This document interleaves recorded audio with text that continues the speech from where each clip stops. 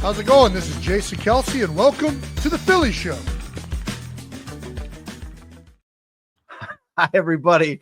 Ruben Morrow Jr., Jim Salisbury, Todd Zalecki, the Phillies Show. It's Friday, March 7th, 2025.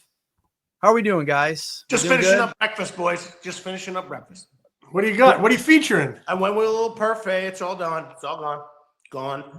Parfait, little yogurt, little date, cranberry, craisins, and what else do I have in there? Granola. Wow. Very healthy. So do you have to switch to yogurt because of the egg prices? Great point, but no. Great point, but no. I don't have that problem. Tell them why, Todd. Jim Get your own hates chicken. eggs. Jim hates eggs. You don't eat eggs at all. Doesn't eat an omelet. He's anti-duff. He's anti-egg. I mean, this whole thing has really gone to Jim's favor over the last year or so. No huevos. No, I know you don't have any huevos. Oh my gosh, so funny. But so Jim doesn't eat eggs. Ruben's got his parfait. I just had a black coffee this morning for breakfast. That's all I've had. Just get the caffeine going. We're already on a tangent. The commenters are going to kill us.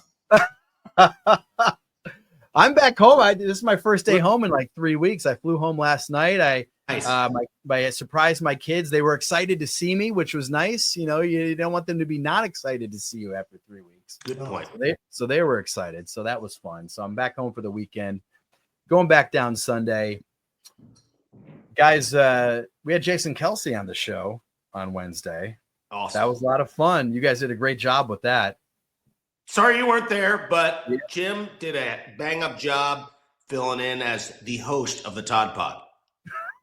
I was the in the pilot seat, but honestly, Jason Kelsey made it easy. He's a very thoughtful guy. I mean, he doesn't give you these cliche-ridden answers. He thinks about the question. He gives you a good answer. And, when you're talking about sports, I just think there's this common theme among all sports, baseball, football, hockey, basketball. When you're talking about competitors and locker rooms and team goals and reaching those goals. And so I thought it was very applicable, the things he said to baseball and to the Phillies season. So very, very enjoyable conversation, and we're very grateful to Jason. Yeah, grateful to Jim Thome jumping on as well. That was kind of cool. Huge Jim Thome fan. I think there's a mutual respect there, and that was really nice of Jim to jump on for us and give him a little baby surprise. Mm-hmm. Jim Thome, all-time good guy, man. All-time good guy. Yeah, that was a lot of fun. So Phillies today are at home. They played the Rays yesterday. They lost, but a lot of things have been happening down in Clearwater, and I wanted to get your guys' opinions, reactions, and overreactions. Reactions and overreactions. Max Kepler hit a home run yesterday. He's got 2 home runs this spring. Max Kepler, 5 for 15, 1 double, 2 home runs, 5 RBIs. His swing has looked good. He's made some mechanical adjustments. I wrote about that a couple weeks ago. Teammates have really been impressed with him. And you guys have seen a lot of spring training games. Ruben, you played in spring training games. I wanted to, people obviously go crazy when a guy's doing well. They kind of panic when a guy's not doing well. Do you guys have any thoughts on the way Max Kepler's come out of the chute? Have you seen any of his at-bats? Do you put any stock in anything that he's doing? Max Kepler, he's a big part of this team's lineup this year. Obviously, they kind of rolled the dice a little bit, I guess you could say, and going with a left-hand hitting corner outfielder. Go ahead, Jim.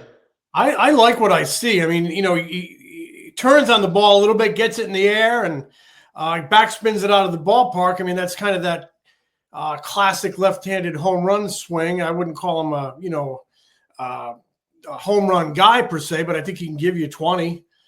Maybe 20 plus, and that's going to look nice at the bottom of that order. I am impressed with what I see early in camp because he made some swing adjustments. He's working with a new hitting coach, and when you work with a new hitting coach and you make a couple adjustments and you see some results, I think it's great because you build some confidence in that hitting coach, you build some confidence in the approach, and build just personal confidence. We know how important that is in this game. And you can maybe carry that into the season. So I think if he had come into camp, worked on some adjustments, worked with a new hitting coach and started off over 20, now you're wondering, right? So I think he's in a good state of mind, and I'll take that any day of the week when you come into a new ball club.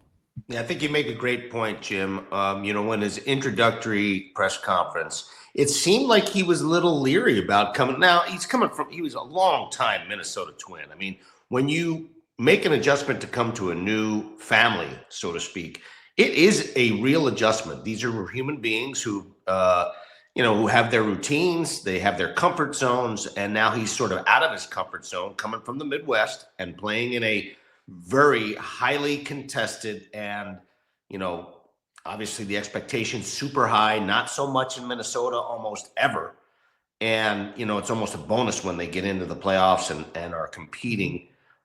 Even though they've had some success over the years, I don't think that there's the same intensity that exists here in Philadelphia. And, I think you make a great point, Jim, as far as him being able to feel comfortable immediately, having some success for others, like Trea Turner, for instance, and we'll talk about him.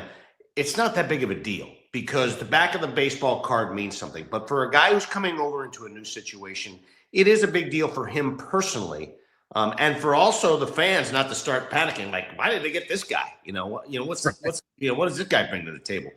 The reality of it is, I've seen this kid since he was a rookie. I've liked what I've seen when I was coaching in Boston. He's an athlete. He can really do some things. He runs well. He's not going to clog the bases up, not going to steal a ton of bases, but he runs well. He plays very good defense. He's adjusted to left field, it seems. Doesn't seem like he's having a whole lot of problem, and he's feeling confident about it. And, anything that he can give them at the bottom of the lineup really helps them lengthen out that lineup and makes them even more prominent. And they do need some production from the outfield. They really have not, other than Castellanos and some at times from Marsh. You're not getting the consistent type of offense that you really want out of your outfield. And I think he can bring some of that to boot. Yeah, he's made some mechanical adjustments. He said his bat last year was like more upright. Now he's kind of cocked it a little bit to this, made it a little bit flatter so he can get through the zone quicker. That's the idea anyway. Moved closer to the plate. I will point out, if I can, sorry to interrupt. Yeah. We still need to see it during the season. Sure. We still need to see it during the season. It was just a few springs ago when, Todd, you and I were writing a lot about Mickey Moniak and an adjustment he had made under Kevin Long, and he had early results. It's still spring training. I'll take the results regardless. I'll take them any time of the year over not having results. But you still need to build on it and take it into the season. So, though encouraging, what matters is April, May, June, July, August, September, October. Right. So conversely, Max Kepler off to a great start. Ruben, you mentioned Trea Turner. Trea Turner this spring, 0 for 13, 2 walks, 7 strikeouts. His last at bat yesterday, he did fly out to a ball at the top of the wall in right field, opposite field. 0 for 13, guys. Overreaction? Any concern there with Trea Turner? Do you dismiss it? What do you think? I can't overreact because, as Ruben likes to say, he does have a back of the baseball card. Now, the back of the baseball card in Philadelphia over 2 years hasn't been what it was in the past. Times dynamic at times, these pockets of production. But other times just inconsistent and lack of production. I just think he's still looking for 6 months of consistency. And if they get that, they're going to get a great player. But I'm not overly concerned because he is a veteran guy. And sometimes, you got Kepler coming in. It's a new environment for him. It's a new clubhouse, new set of teammates, a new market. You're out there trying to impress. It's only human nature. Veteran guy who's been here. I think you need the bright lights and opening day and the third deck to really turn it on. So I'm not terribly concerned about Trea Turner. Right. No, I'm not all that concerned either. Clearly he's a veteran. He's got to get his, what we call sea legs underneath him. To me, the most important at bats that he has are like the maybe last 7 to 8 games, something like that, 10 games where he's getting more consistent at bats and consistent reps. I go back, and I know I'm extrapolating like some really, really good numbers, but the end of the 2023 season and the beginning of the 24 season, I mean, you start thinking about those numbers, about 140 or 150 games. His numbers were ridiculous. MVP type numbers, 30, close to 30 home runs, a bunch of doubles, some stolen bases, obviously. And then I think his OPS was like in the mid nines. I mean, it was MVP type numbers. Now, it hasn't been consistent over a space and period of time during the course of the season. I think the hamstring really sort of locked him up a little bit last year. He's never really been hurt, never had a tissue injury. He was very tentative when he came back. I'm not making excuses for the guy, but that said, when you're hurt for the first time, really, and he's never really been in that situation, it is a bit of an adjustment. There is some talk about the fact that he may have to force himself. If in fact he is leading off, he may be forced to maybe see some more pitches, be a little bit more selective, think about getting on base a little bit more rather than driving the ball out of the ballpark. I would like to see him become the Trea Turner of a few years back when he used the whole field. He, two strike situations, can drive the ball to right. He can hit the ball out to right, especially at Citizens Bank. So that's not an issue. So, I mean, I like to see him utilize the opposite field. Now, his last at bat, you talked about it, Todd. That he can build on that, I think, and that's something he can start to build on. It's amazing. A little does mean a lot, not just with like Kepler's hands, but also with your mentality that you start doing things, small things that seem to work, and you start getting the feel. It can really change things around and start heading you in the right direction, which I hope will happen with Trea. Yeah, spring training numbers are always interesting. Jim's heard me talk about this one before, and Ruben, you remember this. I remember Aaron Rowan, the year he made the All-Star team. He had one of the worst springs ever, as I recall. He was depressed about it. I remember talking to him late in camp. He's like, I just don't understand what's going on. It's like, I can't believe this. I just want to hit so bad. He was so upset about it. And then he ended up hitting over 300 over the course of the season, and had a great year and got himself a big contract with the San Francisco Giants. Like 27 home runs, 90 RBIs. He hit a great year. So like last spring, I was just looking at some numbers from some guys last spring. Bryce Harper last spring finished spring training batting 179. Kyle Schwarber finished last spring batting 132. Nick Castellanos batted 119. Bryson Stott batted 200. Brandon Marsh in 2023 batted 220. Bohm batted 232 in 2023. So, you have a bad spring. It obviously does not mean that much over the course of the season. And you always bet on the back of the guy's baseball card. And Trea Turner's got a pretty good back of the baseball card. Todd, that is such an interesting point about Aaron Rowan. I remember that spring like it was yesterday. Was it 07?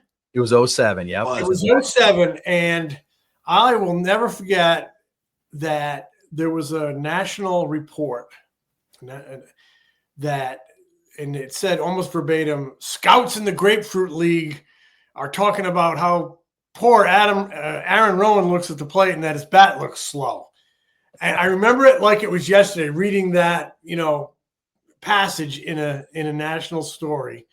And Aaron Rowan was such a key to that 07 team. He hit over 300, parlayed it into a $60 million deal.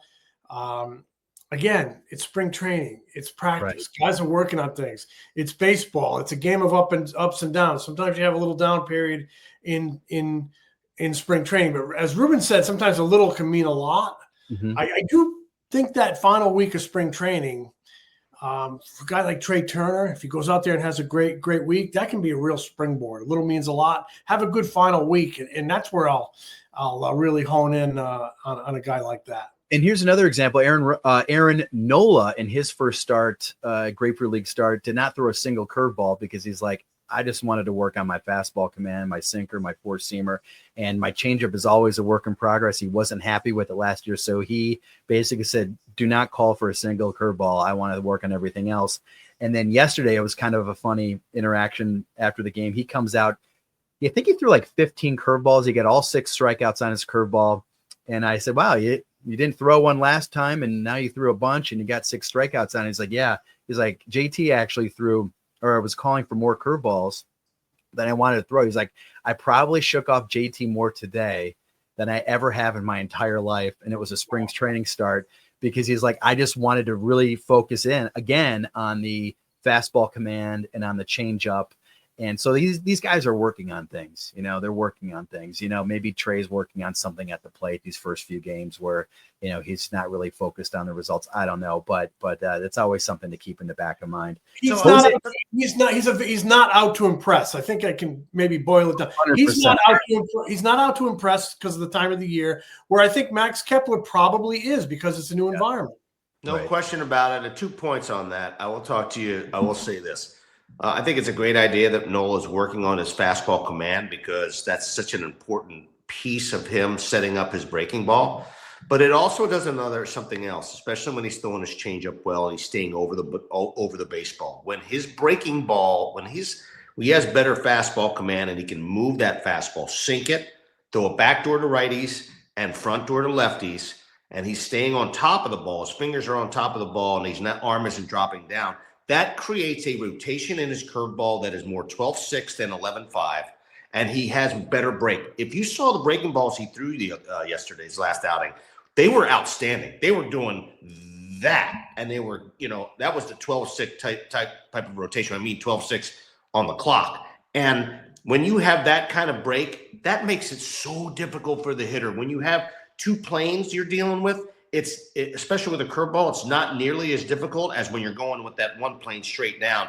The timing and the difficulty of making solid contact is greater, is really tough.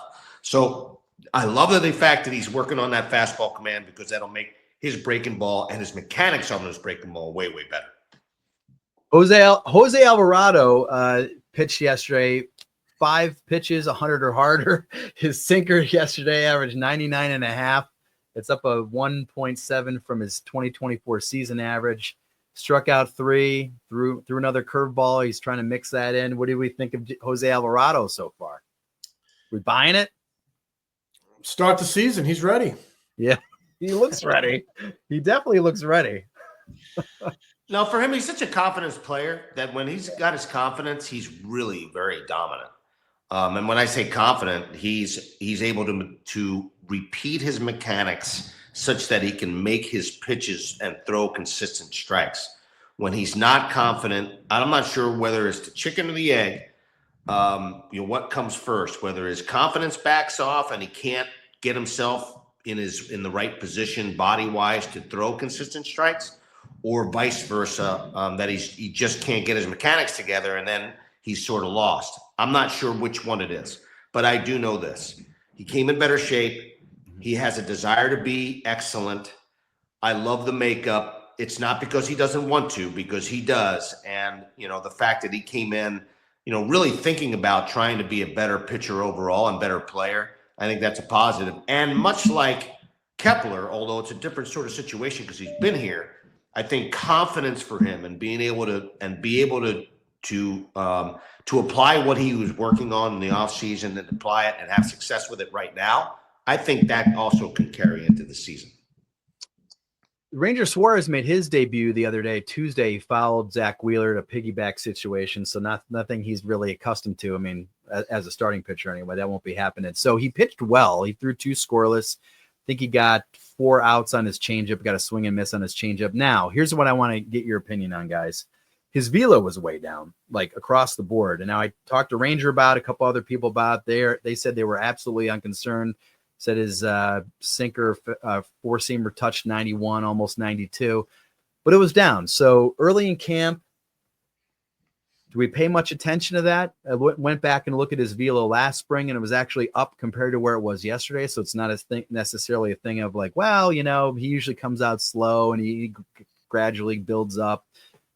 What do we make of the velo being down? Is that something you would watch closely the rest of the spring? Do you care? Ranger said to me, he said in perfect English, because Ranger does his interviews in Spanish. I said, yeah, your velo was way down. He goes, it was? And I said, yeah, it was way down. He goes, just remember, I've never thrown hard. So what do we make of Ranger's velo being down? Do we care? Too early? What do we think? Given that he's coming off such a head-scratching season last year, where he was electric early, maybe the best pitcher in baseball for a couple months, and then kind of fell off a cliff, had some health issues, didn't pitch well when he finally got back. I wouldn't just brush it off. I understand why the team is, but we don't know what they're saying behind closed doors privately. I'd be interested to hear what Ruben Amaro, general manager, would be thinking. I'm sure Ruben, when he was the GM, would say it's nothing. He's building, but privately behind closed doors, they might be saying something different now. I'd be a little concerned because he, got in better shape this offseason. And I think velocity can, and it's not the be all and end all, but it can be a little telltale of a lot of things. He wouldn't be out there if he's not healthy, but they are slow playing him a little bit. So I would be a tad concerned given what we saw last year. Ruben? Yeah, there's a lot of messaging going on in the offseason. I've heard Rob Thompson talk a little bit about like monitoring Ranger Suárez. He went out hard, very hard. He was the first time he was ever healthy out of spring training and on time, basically, as a starting pitcher. So that was the first time he'd ever done it. Came out like gangbusters, was the best pitcher in baseball, really, for the first 2 months of the season. Now, I'm wondering if some of that messaging was heard and they've discussed it. Hey, let's ramp it up. Let's not go too crazy. Let's ease into it. Don't worry about your velocity. Get your work in. And when we get closer and closer to opening day, then you should be closer and closer to 100%. And I'm wondering if that's part of the messaging. That said, I will also say, Jim, that, I got to keep an eye on it. I would keep an eye on it just because, listen, he's had hip and back and side and issues. I think that they're trying to be cautious with him, and I think he's trying to be intelligent. And knowing Scott Boras and his new group, I'm sure they're saying to him, hey, don't go crazy. Ease into it. Get ready to go. And that same message may be coming from the Phillies directly. I don't know that. I'm not privy to that. That is a question that I'll ask when I go down there after watching him pitch again a few times. By the time I get back down there, he should be closer and closer to that 92 to 94 range-ish, because he's not really a power guy. He's a finesse guy. And it'll be interesting to see where he is as he progresses through the spring. Yesterday against the Rays in Clearwater, the Phillies ran out of lineup, and a lot of people said, this might be the lineup. This might be the one. We talk a lot about the lineup, but it is fun to talk about. So yesterday's lineup, guys, Trea Turner leadoff, followed by Harper, then Bohm, Schwarber, Castellanos in the 5-hole, Max Kepler in the 6-hole, JT hitting 7th, Stott, and Marsh. Do we think this might be the opening day lineup? Pretty close. Pretty close, right? I mean, it looks pretty good. I mean, Rob said the first day of camp and even earlier that he was thinking about hitting Harper 2nd and Schwarber no lower than 4th. And he said that as far back as the winter meetings. Right. It feels like people are surprised. I mean, it's been leaning this way for weeks upon weeks, and it seems like that's the way it seems like they want to give that a look. Turner 1, Harper 2, get Harper more at bats, get Turner maybe thinking like an on base guy, and maybe that promotes more selectivity or more using the whole diamond. So it just feels like they want to give that a look. I don't know that they're going to be committed to it all year. I mean, they've had good results with Schwarber, but Schwarber's improvement in batting average, you put him down a little bit, maybe driving in more runs. I wonder if Stott's going to be that low all the time, but it feels like they want to give that a look. So, I feel like that could be close to the opening day lineup. Yeah, certainly a possibility, no question about it. It does create a lot of depth in that lineup. There's no question. You got Stott and Marsh down there that deep. It's pretty exciting to think about. And I know this is probably not all that popular because it may push Schwarber deeper into the lineup. I like the idea of having Stott lead off, then Turner, and then Harper. And then you can sort of kind of do what you want with, then go with Schwarber perhaps, or Castellanos, and then Schwarber. Now you're talking about pushing Schwarber so far back in the lineup. But I think that's the left-right combination that would be ideal. I don't know that putting Schwarber that deep in the lineup makes the most sense, but that gives it the most diversity.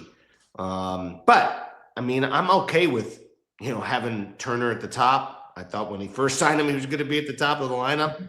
Right. I understand why you would push Harper into that 2-hole right behind him. But I want to make sure that if he is in that 1-hole and Harper's in that 2-hole, that he's not going to be afraid to run, because that's something that he needs to do and be able to feel comfortable running in front of Harper. Yeah, maybe they can just start turning. You can always just give him a run, give him some run at the beginning of the season. If it doesn't work out, you can move Schwarber back up. And if Stott really was hindered by the elbow last year and he does start hitting the ball well, then maybe that gives you an opportunity to move him up, like you said, Ruben. And I don't know, crazier things have happened. Harper, Schwarber hitting back to back. I know a lot of people wouldn't do it. Rob's not big on hitting lefties back to back, but they both hit lefties last year. Bryce ain't scared to face lefties, so that'd be kind of cool to see. I mean, Utley and Howard did it for years and years. So maybe it happens again. Speaking of Howard and Utley, with Jimmy Rollins is in camp, guys, this week. And Ryan Howard is in camp this week. And Jimmy Rollins, I talked to him the other day. He's doing well. Still looks like he could play. Still looks like he could pick a ball out deep in the hole at shortstop. And he also likes the idea of Trea Turner hitting leadoff. Obviously, Jimmy was a speed guy at the top. He says I'm a traditionalist, and I like the idea of a fast guy at the top with the big boppers right behind. Gives the speed guys more of an opportunity to run, and so Jimmy's on board with Trea Turner leading off. He likes the idea of him being an igniter at the top of the lineup, and he thinks that Trea can definitely provide that spark. It's good to see Jimmy there, though. Yeah. He's an entertaining guy, man. He he was, they were talking to him on Foul Territory about, coming out of the vet, and he used to kid Boa. This is stories he's told us in the past. I remember him saying this, but he used to tell Boa, that was your place. This new place is my place. And they put their stamp on it. And he was talking about how this current group needs to put their stamp on this era. They've gotten to the postseason 3 times, and, time to cash in. But Jimmy's always an entertaining guy. It's great to see him in uniform. Yeah, it's been a while since he's been in uniform with the Phillies in this sort of capacity. It's been great. I'm sure it's been great for guys to have him be down there. And hey, he's always got something to say, man. He's not afraid to open that mouth and say what he wants to say. And I think that's one of the beauties of what he brought to the table. And one of the things as you said, Jim, I mean, it's time for this group to make their move, to help people forget about 2008, or at least not think about it as much, and think about this 2025, this 2022 to 2025 era, where this was a team that is the team to beat. I'm not sure if anybody's going to actually say that, right. But Jimmy would. Jimmy might. But certainly, even with what the Dodgers did this offseason and what they've been doing, and that's okay. And that's okay as long as you can back it up and do what you can to be the best you can be. So fun to have him be around, and hey, man, I hope he spends more time there. Rub off. 100%. You talk about backing it up. I know this feels like ancient history, but he says we're the team to beat, and then he goes out and backs it up and wins the MVP. Every day he backed it up that year. Yeah, that was so much fun. I mean, I remember the outcry that caused up in New York when he said that it was basically like a winter caravan type thing. Yes. Right? It was at Citizens Bank Park. I kind of remember being in the Hall of Fame club or the Diamond Club. It was the club behind home plate, and and I'm like, boy, this guy's got some chutzpah saying that because they haven't been to the postseason in 14 years, and now he's like, we're the team to beat. Obviously hindsight's 2020, but the reason why he said that is because the Phillies who did they get in the offseason to really bolster the pitching staff was Freddie Garcia and Adam Eaton. And he was like, man, we got a great pitching staff. These guys are going to be studs for us. And obviously it didn't work out with Freddie. He was hurt. And Adam Eaton was was not very good with the Phillies. But if you think back to what kind of spurred that comment, that famous, iconic Jimmy Rollins moment, Freddie Garcia and Adam Eaton. That's why they were the team. Yeah, they didn't really contribute. It's kind of funny. Yeah. But I think it was one of those chip on the shoulder type things that they were knocked out in 2007 so quickly by that hot Colorado team that they were like, oh my goodness, we got to be a little bit better prepared this time. And they certainly were. Yeah, that comment was the igniter switch on the greatest era of Phillies baseball. Yeah. And Jimmy said the other day when I was talking to him, I said, do you think the 2025, he's like, he noticed the slide is kind of like they've taken steps back into postseason like those teams did.